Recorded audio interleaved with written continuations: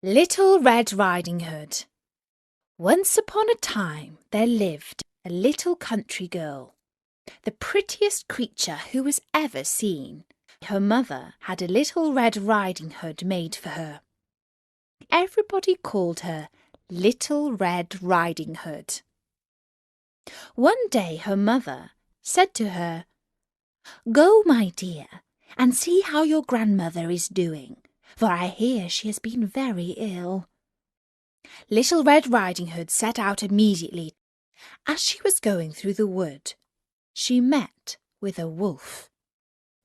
He asked her where she was going. "I'm going to see my grandmother." "Does she live far off?" said the wolf. "It is beyond that mill you see there." It was not long before the wolf arrived at the old woman's house. He knocked at the door. Tap, tap, tap. "Who's there?" "Your grandchild, Little Red Riding Hood," replied the wolf, faking her voice. The good grandmother cried out, "Pull the string and the latch will go up." The wolf pulled the string in, and the door opened, and then he immediately fell upon the good woman and ate her up in a moment.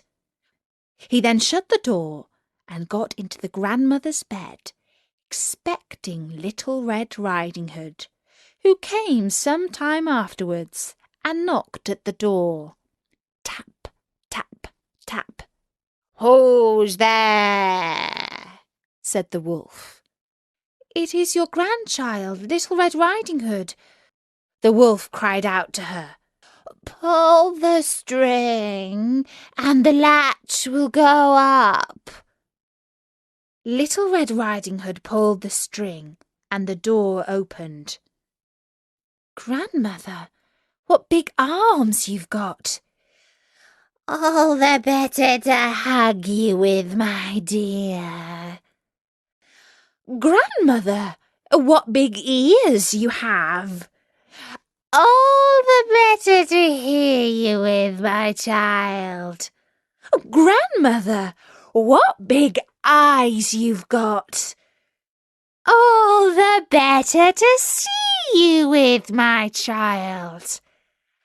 "And grandmother, what big teeth you've got!" "All the better to eat you up with." Fortunately, a hunter was passing nearby the hut. He heard the wolf and recognized him right away. He ran over to the window. He took a good aim, and that was the end of the wolf.